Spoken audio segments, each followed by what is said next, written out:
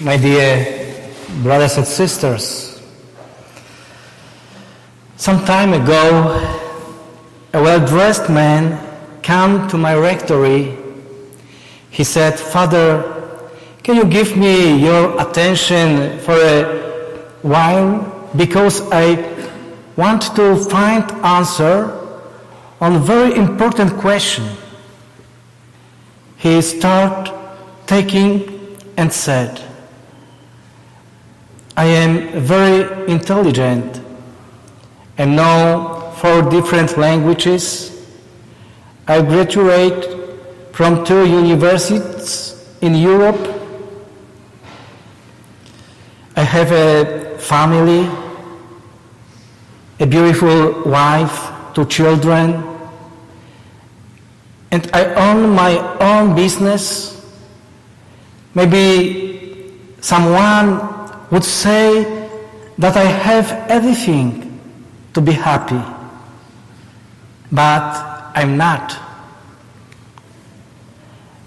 And he said, "One day I asked myself, what is the sense of my life? I don't know why I am living here. Every day I earn a lot of money, but my heart is not filled with happiness. Father, can you help me to find my faith in God again?" You may be asking yourself, why did I tell you this story? Every day, when we open our eyes, we are trying to be happy. We go to work, earn money, and take care of our families. But sometimes we forget about the most important thing, our faith in God. What is the sense of your life? If we start to examine our lives, all of us are very fortunate, very blessed. We can go to church every Sunday and receive Christ in communion. We have enough priests who can listen to our confessions. We have a chance to meet God in the other sacraments. Today, this Mission Appeal Sunday, I would like to tell you about a place that Pope Francis called the end of the world, Patagonia, in southern Argentina. In 2009, Pope Benedict XVI created a new mission for the Catholic Church in Patagonia called the Prelature of Esquel. Prelature, perhaps a new word to you, is a Catholic diocese in formation. It does not have enough structure or personnel to function like a diocese. The Prelature of Esquel in Patagonia is located on the eastern side of the Andes Mountains, about 1,200 miles south of Buenos Aires, the capital of Argentina. It is very sparsely populated. About 80,000 people currently live there in an area about the size of the state of Indiana. 60% of them are Catholic. To serve the Catholics, the Prelature has 11 parishes and the first appointed bishop, who is a Polish Redemptorist, Father Joseph Slaby. Working with the bishop are 18 priests, 7 of whom are Redemptorists. In a few places, they celebrate Mass every Sunday, but because the area is so vast, the people have to travel long distance, sometimes up to 125 miles to go to church. In many places, the people participate very infrequently in the liturgy because a priest can come only once or twice a year.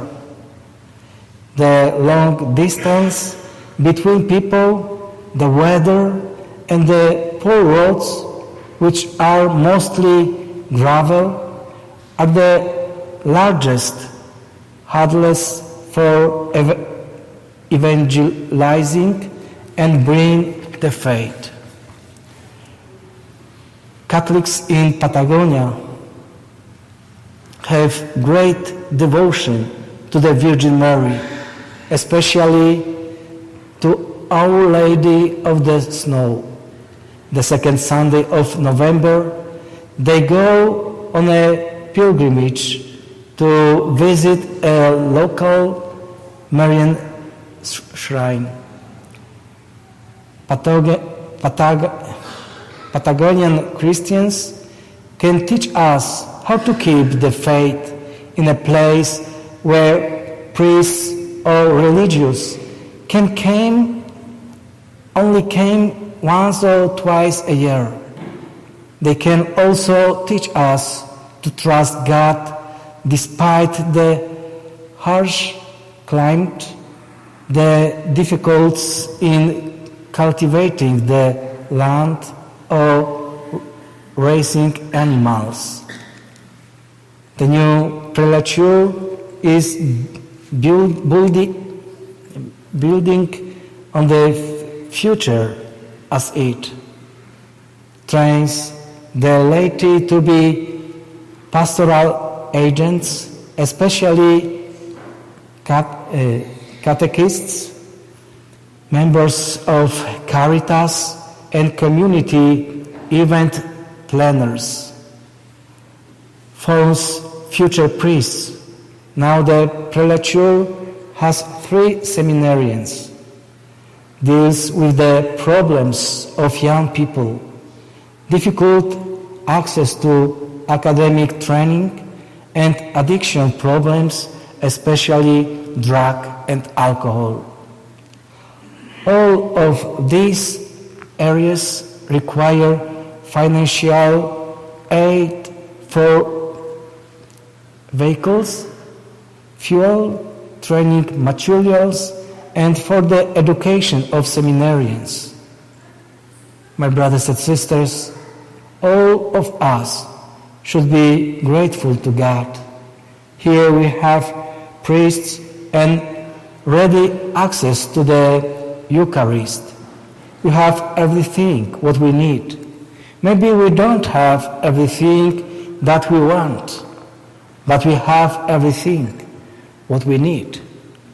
Some time ago, I found moving letter that I would like to dedicate you and also to myself. If you have food in your fridge, clothes in your bag, a roof over your head, and a place to sleep, you are richer than 75% of the wealth. If you have money in the bank, your wallet, and some spare change, you are among the top 8% of the world's wealthiest. If you woke up this morning with more health than illness, you are more blessed than the million people who will not survive this week. If you have never experienced the danger of battle, the agony of imprisonment or torture, or the horrible pains of starvation, you are luckier than 500 million people alive and suffering. If you can read this message, you are more fortunate than 3 billion people in the world who cannot read it at all. My dear brothers and sisters, we thank you for your help and support for this part of the Church at the end of the world, and above all for your prayers for the Church in Patagonia. Amen.